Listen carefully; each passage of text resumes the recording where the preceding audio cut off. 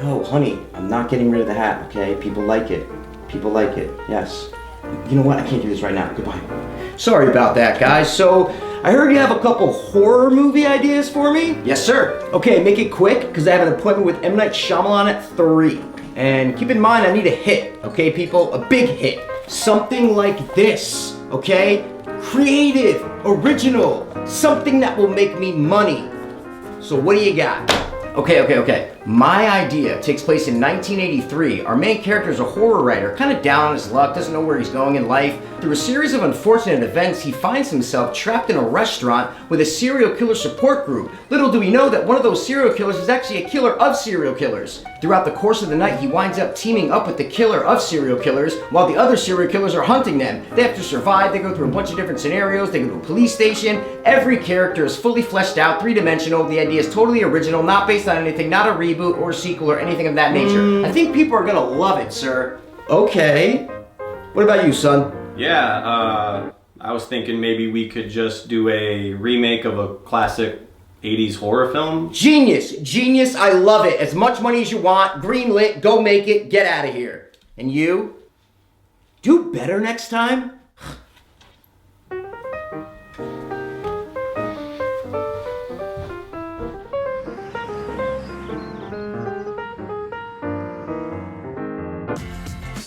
This week, the Fiends watched Vicious Fun. We did, and we do not know what each other thought of this horror film. So we're going to do what we always do. We're going to ask each other what we thought, spoiler-free, for people who haven't watched it yet. So, Mikey, what did you think of Vicious Fun? So I thoroughly enjoyed Vicious Fun. I thought it was original. I thought it was unique. I pretty much loved everything about it. It wasn't a perfect movie, like many movies are. So at the end of the day, I thoroughly enjoyed this movie, and I don't know if I could have liked it any better. Now I will ask you, what did you think of Vicious Fun?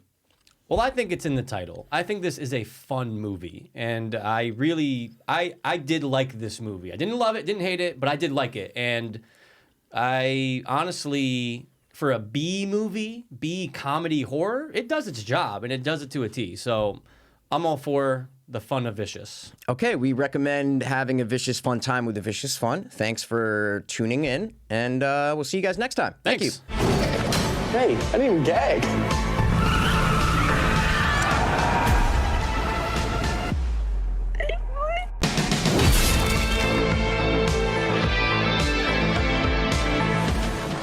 I didn't know anything about the plot, and what is it? It's about, takes place in 83, I believe? Yeah, 83, I think is what it said on the screen. 1980s, Yeah. and we meet a horror writer for a magazine called Vicious Fanatic. And he's a kind of guy, kind of a losery guy. Yeah, sure. But in my head, I'm going, you got a good job. It's kind of cool. You got a place to live. Yeah. I mean, you're doing all right. Yeah, you know? I don't get the sense of struggle either Yeah. from him. So it's like, yeah, he has a good life. Yeah, I was just saying, yeah, it's a good life. I'm with you. And he finds himself, by following the guy who was on a date with his roommate, who he's in love with, finds himself passed out at a restaurant, wakes up, and it is a support group for serial killers. Right there, Mikey. Awesome idea. Bravo. Yeah. Bravo.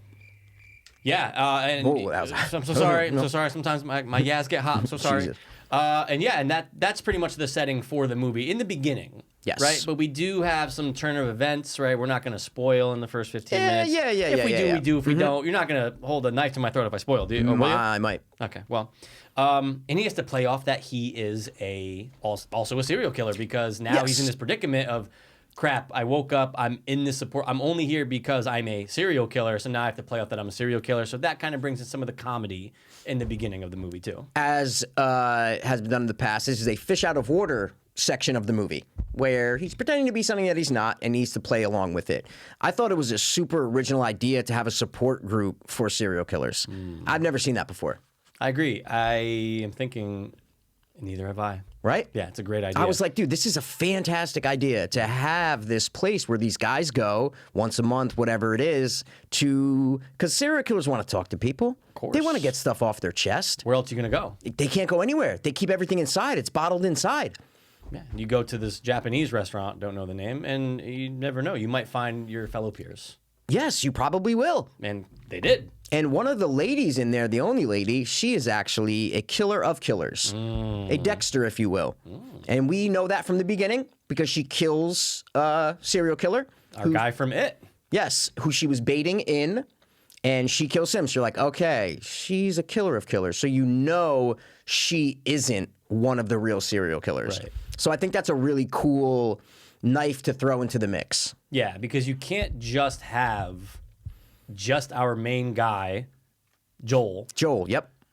just be in a room with 5 killers and how do I get out? I mean, of course you can. Yeah, you could, But yeah. it adds an element of, oh, he needs some type of help or he needs some type of, friend or buddy to get through this with because they obviously become that and more. Yeah, that's what I mean. I think it adds dimension to it. I think it adds, and that's why I think this movie worked for me is because these people felt like real people. Even from the opening with the kid and he's interviewing that, sleazy B-movie horror director, comes off a little cocky, the kid. He's like, well, your last few hits haven't really done well, and, I have an idea and whatever. And I'm like, oh, wait, am I, not going to like this kid, whatever, blah, blah, blah, blah. And then, no, he has that charming, way about him. I didn't know where they were going with his character. Right. So I was like, is he going to be a dick? Yeah. And he turns out to not be a dick. And I fell in love with him just from the jump. I'm like, I'm with this kid so much. He's a horror nerd. He pathetic he loves his room. I'm like, I just vibe with this kid from the jump. A group of serial killers attending a 12-step meeting tried to kill me and my accomplice before disappearing, leaving us with 3 dead bodies? No, 2 dead bodies. It's one word, right? Bullshit. Sorry to interrupt your... Why are you here? It's complicated. Yeah, because I too was actually unsure. I'm going, am I going to like him? By the time we got to the bar and he's talking to the quote-unquote main villain, right? That we come to find out is the main villain. I liked him. I go, okay, I'm in for this guy. He had a very this could have played if this was actually made in the 80s. I'd be like, oh no, that's a great guy, male character from the 80s horror film, Vicious. Of course. He could be in any decade is my point, and it worked. Yeah, and what, do you know what his outfit was a reference to, obviously? Was it Marty McFly? Of course, yeah, it had to be, right? Yeah. Come on, man, of course it was. Yes. Give him your best, Doc. And I do it like it's Michael J. Fox on Percocet. I don't want to do that anymore. Okay, go. So, again, I had no idea what to expect with it. Yeah. And I think this is another example of what I always say. You can tell behind the camera there was passion, there was love, there was creativity, there was thought behind the entire film. People weren't there just to get a paycheck. They thought about every scene and every shot and what are these characters? They need to be a little bit more than just these cardboard cutouts. This isn't a slasher movie. Right. They need to be more, and I hate to use the word depth because it's sound like a fucking pretentious cunt. I don't want to sound like that. Yeah. But there's no better word for it because unless they are fleshed out a little bit, they don't feel real. Everyone felt like real, especially like the main 3. They all felt real. Yeah. Every character had these little quirks to them and little backgrounds that you kind of get. They all felt 3-dimensional. I loved it. I was just going to say, the backstories are great because you do get it on every single person. Yeah. Right? Especially of the killers when you first walk in. They do a great job of obviously you get a sense of their character just by them interacting with Joel or just interacting with the group, but you get the background from our girl, Carrie, she gives the skinny, as the kids say, on all of them. You're like, oh yeah. I know everyone in this room. Those men are collectively responsible for 12% of all the unsolved murders in North America. Hideo, part-time cannibal, full-time psycho monk nutjob. Mike, a rage monster with mommy issues. Fritz, emotionless, barely human, more like a lizard in a skin suit. And finally, Bob Neese. Maybe the most dangerous of the bunch. IQ of 180, the only one of them who knows how to blend into polite society. Guy's a chameleon. Yes. To a great length, though. Yeah, and some of the killers can be described as, cardboard, not cardboard, but he's supposed to be BTK. Yeah. He's supposed to be a Jeffrey Dahmer type. He's like the Jason Voorhees of the group. This guy is the cannibal of the group. So everybody has these kind of little pockets of killers or horror villains that they fit into. And I saw that through the screen. I go, oh yeah, this is supposed to be this. It's all little mixes of killers, real life and in fiction. but with brand new characters, which I was like, dude, genius. Like, so good to do that. You have all different types of killers. Yeah, I mean, kudos to the writer, who I think is the director, right? Okay. Or maybe there's a couple, because it is original. So based on, piggybacking off what you said in your intro, you got to give credit where credit's due for originality. And that's what really did stick out to me the first time I did see it. Yep. And yeah, I mean, I think that Shudder does a great job. And Shudder just fucking, enough already, right? Enough. Jesus Christ. Enough. Come on. What are we doing here, guys? What are we doing?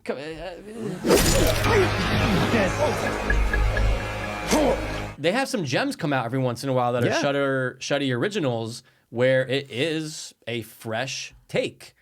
I'm not saying I like all of them, but at least we can give credit to the ones that are, oh my God, this isn't based on anything. Yeah. This is brand new. Mm-hmm. Not everything was a hit in the story, maybe per se, or maybe, it's not a perfect movie. No, I'm just saying with those types of movies. Oh, of course. And you're like, okay, but hey, at least I saw a new movie on Shudder. Absolutely. And it's brand spanking new, and you got to give them credit. No question. Credit to Shudder, credit to the director, credit to the writer, give credit to everybody. Everybody gets to see. Credit. Everybody gets to see. And a C is an A, because C is for credit, and we love credit. Shudder does that, and I'm all for it.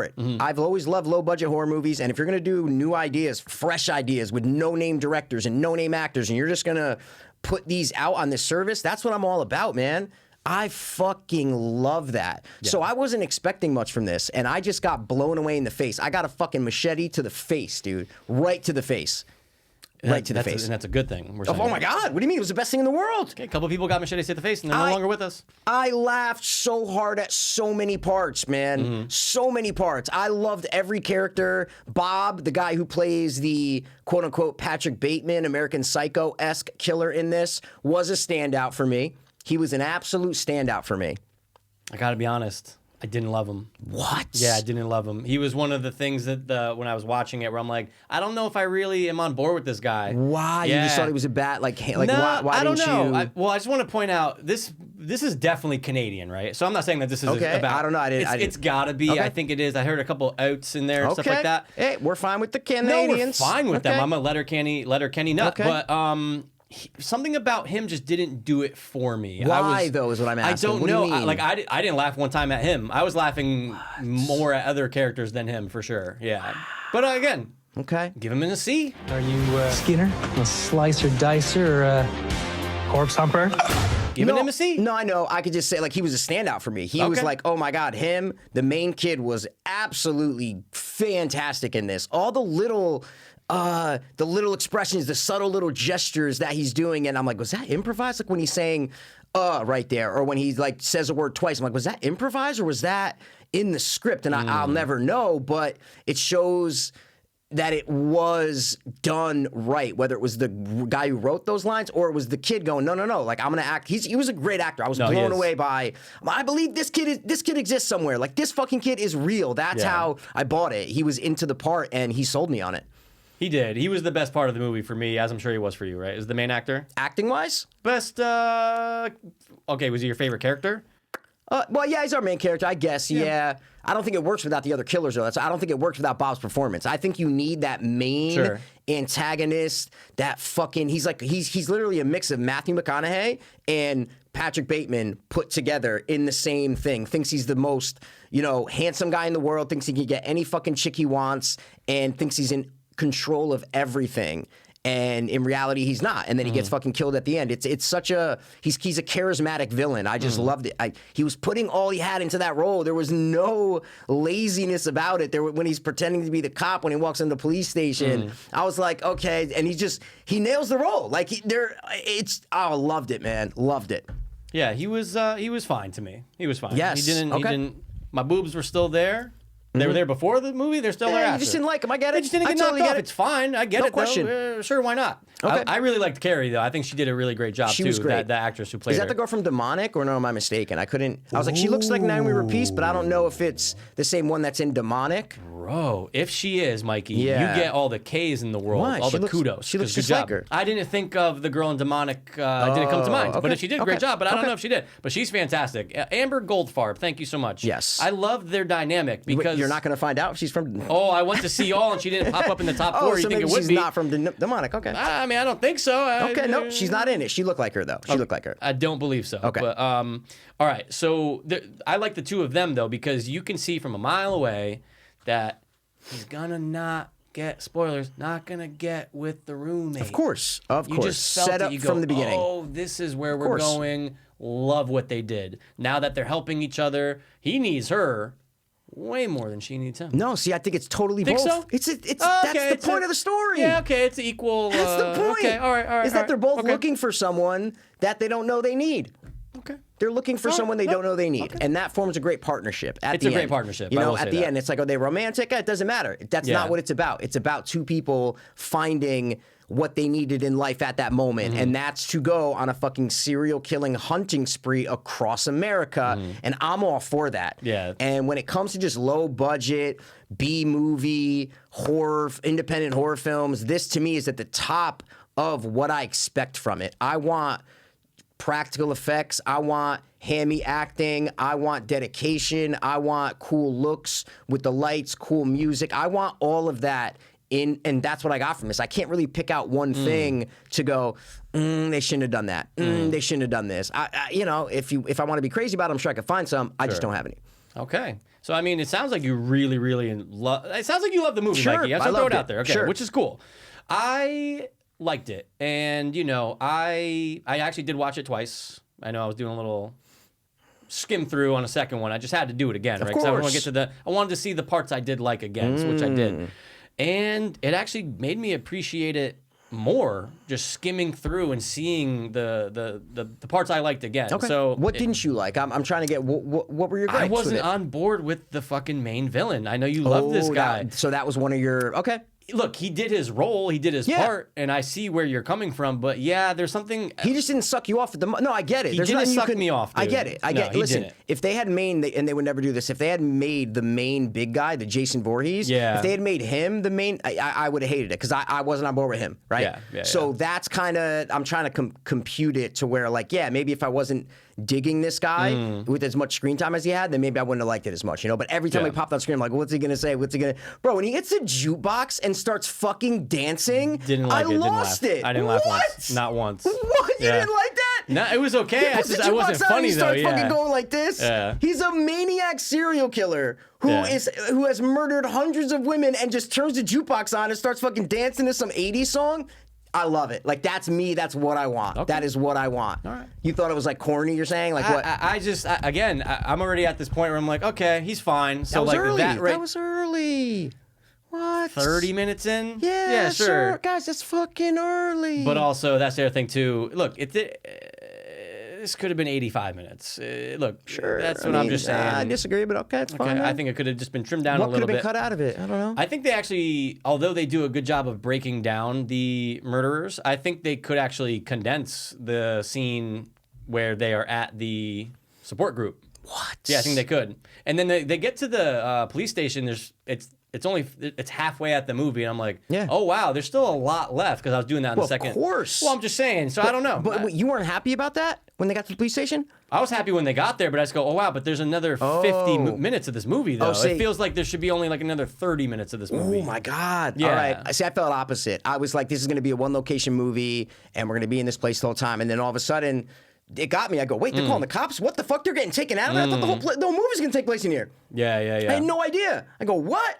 And then they get to the police station and go, oh my God, nice, 2 locations. I thought it was only gonna be one. So I thought we were super early into the movie. And yeah, I was just really on board with it from the jump. It made every right decision for me, from the sleazy director in the beginning to the cops. Can we talk about the cops before we end, dude? People are coming here to try and kill him.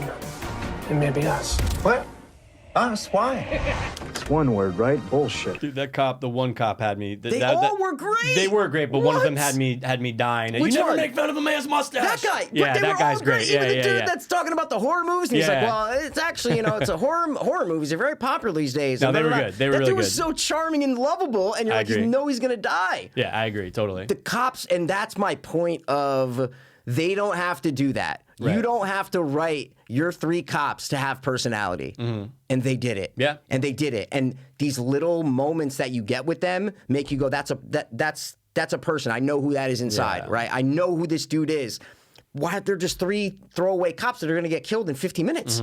And they let us know who they are, and we're on board with them. And we're like, well, they're against our main guys, but I'm like, I'm like with them. They're fucking funny, and they're this, and they're that. So they don't have to do that, and they did it. True. They did it, right? They get like a Super Trooper-esque vibe from them. That's what I was thinking when I was watching them. Yeah, Okay. just like, obviously different movies, but I'm just like, oh, I like them. Like they're whatever's going on, I'm on board with all of these cops and all their different character traits that they show. Yeah. It just gave them personality to me. I was like, oh, they're not just boring desk cops sitting at the thing like, shut up, you'll get your phone call. True. When that's what they could have done. That's what 90% of movies would have done. I was just gonna say that's what most they will would just do. have your one phone call. Instead, the fucking guy's like, nope, one phone call. He's like, give me the phone. Yeah, Those little things that don't have to be done. Right. And especially when you don't have a lot of money and you don't have a lot of time and you don't have a lot of experience. I bet it's just those are what it impress me as a horror movie, low budget horror movie buff. So. Well, it goes into care, like you were talking about, right? So it's like if you get a guy who's the director and it looks like there's 2 writers on it, he's one of them, there's care behind it. So you get that feeling, right? I got the feeling that they cared about what they were making. Totally. If that's what you're saying, 100%. And I agree completely. Yes, absolutely. All right, so anything spoiler related any other problems before we wrap this up? No. The only thing was that you really weren't on board with the main guy. You would have liked a different actor maybe playing that role would have gotten you off more. It would have more. It would have gotten you off more. More. Yeah, just make sure we're very clear. Well, we are very clear. Get me off more. Because you got off during this movie, but just not as much as you would have. Mostly because of Carrie, but I could have gotten some help from the man's side. It's mostly because of Carrie that you didn't get off. That I didn't get off. Didn't.